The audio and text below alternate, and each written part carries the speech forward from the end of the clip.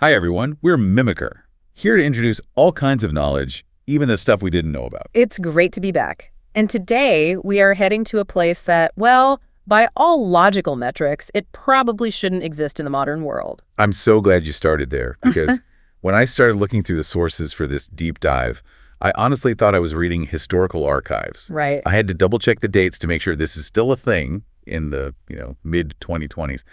We're talking about a sporting event that seems to just completely defy the logic of the 21st century. It's a total anomaly. There are no safety buffers, the playing field is a public road, and the speeds, well, the speeds just don't compute. We are talking, of course, about the Isle of Man TT, the tourist trophy. Exactly. And I want to set the scene for you immediately. When we say racetrack, you probably picture a Formula One circuit. Yeah. Wide asphalt, huge gravel traps, tire walls. You need to just delete that image from your brain entirely. Okay, gone. Now replace it with a narrow 37-mile ribbon of public country road. 37 miles? Yeah. Imagine the road you take to visit a relative in the countryside, but line it with stone walls, telephone poles, bus stops, and people's actual front yards. And then ride a motorcycle past those walls. Inches away from your shoulder at over 200 miles per hour. It's terrifying. Yeah. But this is the thing, and I think this is why we're doing this deep dive. This isn't just about motorcycles going fast, is it? No, not at all. If it was just about speed, we'd talk about drag racing or something. This is different. It feels different. It's a study in human psychology. If we look at the data we collect, the TT is really about the economics of risk, the concept of flow state, and how this tiny island in the Irish Sea became the absolute mecca of speed. It's about why humans need to do things that scare us to death. Okay, so let's get into that. Because to understand how this is even legal, we have to go way back. How did this madness even start? It all started with a loophole, a legal one. We have to go back to 1904. At the time, the UK government was, frankly, terrified of the automobile. They slapped a strict speed limit on all public roads. Do you have any idea what it was? Oh, knowing them. Maybe 30 miles an hour. To 20 miles per hour. And they absolutely banned any form of racing on public highways. So that was a complete disaster for the early car industry, right? Yeah. They had nowhere to test their machines. Precisamente. They needed a place without those rules. And that's where the Isle of Man comes in. Because it has its own government. Exactly. It's a crown dependency. It has its own parliament, Tynwald, which is one of the oldest in the world. And Tynwald saw a huge economic opportunity. Let me guess. They passed a law. They passed the Highways Light Locomotive Act in 1904, which basically allowed them to close public roads for racing. It became a legal safe haven for speed. So it actually started with cars, not bikes. It did, but the motorcycles followed very quickly in 1907. But the fascinating part is that the original course, it wasn't the monster we know today. It was relatively flat because the bikes back then, they were basically bicycles with tiny engines. They just couldn't handle any kind of serious climb. So when did they move to the mountain? Because you can't talk about the TT without talking about Snaefell Mountain. It's everything. 1911, that was the turning point. Technology had improved just enough, better gearboxes, better engines, that they thought, okay, let's try the climb. They moved the race to the Snaefell Mountain course. And that changed everything. It defined the entire character of the race. And I was reading that the course back then, it wasn't even a proper road. Oh, not even close. It was a cart track. There's this one detail from the history books that I just love because the course cut through so much farmland. Yeah. The first rider in the morning actually had to stop his bike, get off, and open the farm gates along the route. No way. You're in a race, but you have to stop and open a gate. And the last rider through had to close them so the sheep wouldn't get out. That's incredible. So let's jump forward a bit. Something really critical happened in the 70s.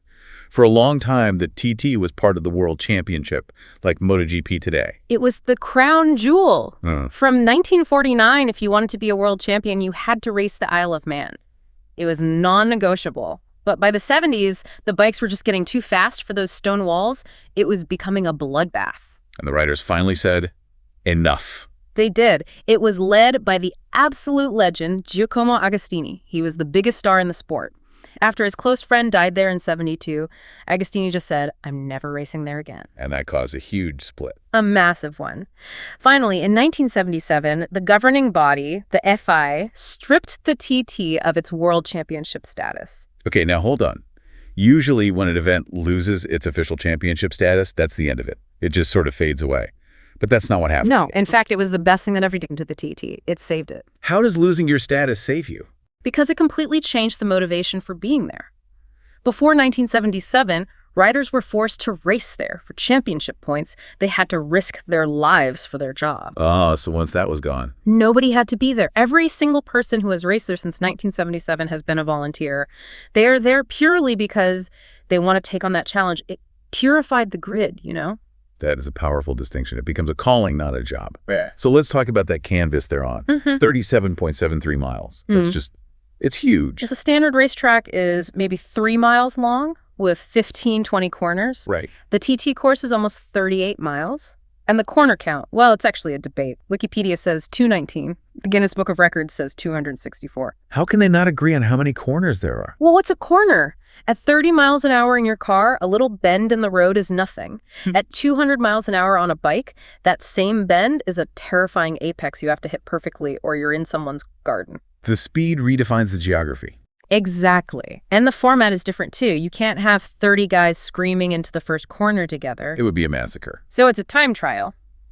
Riders start 10 seconds apart. You aren't fighting the guy next to you. You're fighting the clock. You're fighting the clock and you're fighting the mountain. It's this lonely psychological battle inside your helmet. And the machines they use, I mean, obviously they're the superbikes, the 1000cc monsters. Yeah. But the one that just seems completely unhinged to me is the sidecars. The sidecars are visually insane. You have the driver and then you have the passenger. But that word is so misleading. Right. They aren't just along for the ride. No way. They're like an active piece of the suspension and aerodynamics. They're constantly shifting their body weight, hanging off the side, sometimes just inches from the ground to help steer the machine. The trust between them must be telepathic. It has to be. But if we really want to talk about modern engineering, we have to talk about the superstock class. Okay, help me out. Superbike, superstock. They sound pretty similar. What's the difference? A superbike is a pure, purpose-built race machine. Hugely expensive, custom everything. A superstock bike is, well, it's basically the bike you can go and buy from a showroom. So like a street bike. A very fast street bike, yeah, with the lights taken off. But the engine, the chassis, it's mostly standard. And crucially, the tires are different. They're not slicks. They have tread. Right. They have grooves, just like your car tires, which should make them much, much slower. Sure. Slicks give you way more grip. It's like trying to sprint in dress shoes versus proper running spikes. You shouldn't be able to go as fast. But Peter Hickman, who is the modern master of the TT, did something that should be impossible. In 2023, he set the all-time outright lap record, an average speed of 136.358 miles per hour. Okay, that's mind-bending. And he did it on his superstock bike. Wait, what? He went faster on the slower bike with the treaded tires? How is that physically possible? It almost defies physics, but it just shows how good modern street bikes are. The chassis is so compliant, it can actually handle the bumps of a real road better than a stiff, rigid superbike. And Hickman? Well, Hickman is just from another planet. Which brings us to the big question. Yeah. Why? Why risk everything for this? Is it some kind of death wish? All the research, all the psychologists who study these riders, they say absolutely not. It's the opposite. The opposite of death wish. Yeah. They're not looking for death. They are searching for a heightened sense of life. There's that great quote, "You're living your life, not just existing." And this is where that idea of the zone comes in. It has to. Think about it. At 180 miles an hour, you're covering the length of a football field every single second. A football field a second. Wow. If your conscious brain sees a corner and thinks, okay, I need to brake now, it's too late, you're already dead, the signal is too slow. So it's all subconscious. It has to be downloaded. It's pure pattern recognition. The track isn't something they remember. It's a reflex. That's why they do so many laps in practice, or even in rental cars. They are programming their own nervous system. And you can't talk about the TT without mentioning one family, the Dunlops. They're practically royalty there. They are the Kennedys of road racing. It starts with Joey Dunlop, the king of the mountain. 26 wins. He was just this humble hero. But the Dunlop story is... Yeah. It's just so heavy. It's so full of tragedy. It is. It's triumph and tragedy just woven together. Joey died racing in 2000. His brother Robert, also a TT legend, died in 2008. And it didn't stop there? No. Robert's son, William, died racing in 2018. I mean, at some point, wouldn't you just stop? Wouldn't the family say no more? You'd think so. But Michael Dunlop, Robert's other son, is still racing. And he's a modern gladiator. And this is where history was just rewritten. By the end of the 2025 season, Michael didn't just match his Uncle Joey's record. Yeah, he shattered it. 33 wins. 33 wins. He is now, without question, the greatest of all time at the TT. To carry that family name with all that grief and still perform at that level, it's just incredible. It really is. But we have to address the elephant in the room, the danger. The fatality list is long. Over 265 riders since 1911. It's a dark number. There's no getting around it. So how does a modern government justify this? I mean, we live in a world where they'll close a playground if a swing is wobbly. This is state-sanctioned danger. It comes down to a mix of culture and, well, economics. Yeah. If you look at the data we collect, in 2025 alone, visitors spent over 50 million pounds on the island for the races. That's a huge amount for a small community. It's the engine of their economy, but it's also just in their DNA. Schools close, your grandmother knows the lap times, it's who they are. And the whole thing is run by volunteers. Yeah. The Orange Army. The marshals. You need a minimum of 565 of them just to start a race. If they don't show up, nothing happens. They are the absolute backbone. But the organizers must be doing more now. I was reading about a safety management system. Is that just corporate speak or a real shift? Oh, it's a massive shift. For decades, the attitude was risk acceptance. You know, the riders know the dangers, but they've moved to risk management. That's the actual difference. The difference is separating inherent risk from avoidable risk. Okay. The stone wall is an inherent risk. You can't move it. But a slow medical response or a flag that isn't waved in time, that's an avoidable risk.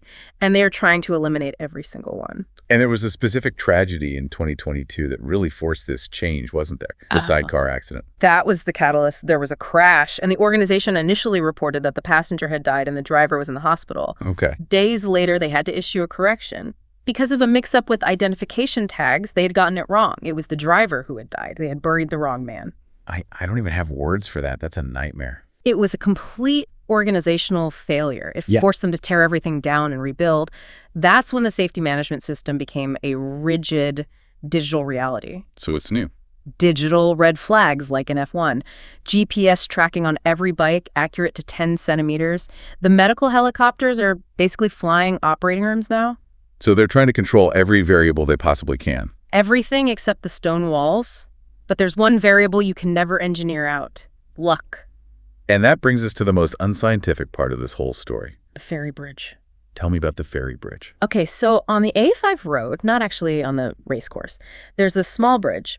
And local folklore says it's home to the little people. You don't call them fairies. No, that's rude. And the rule is absolute. When you cross the bridge, you must say, hello, fairies, or Mogri in Manx. If you don't, bad things happen. And these hardened 200-mile-an-hour racers, they actually do this. Religiously.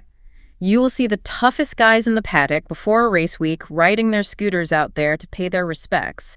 They will not risk upsetting the little people. It's this perfect blend of high-tech racing and ancient folklore. It is. It's the future and the past all crashing together, which I think brings it all back to the central question. Can it survive? I think it can, as long as that social contract holds. The government needs the money, the locals love the culture, and the riders. Well, the riders need that feeling of being truly alive. It's incredible that it's lasted this long. It is, and it leaves us with a really provocative thought for you to chew on. In a world that tries to sanitize every single risk, is the Isle of Man TT the last place on Earth where humans are allowed to be truly, dangerously free? Or is it just a relic that's living on borrowed time? That is the question. That's for you to decide. Thanks for tuning into this episode. If you enjoyed our content, don't forget to like, subscribe, share, and turn on the notification bell.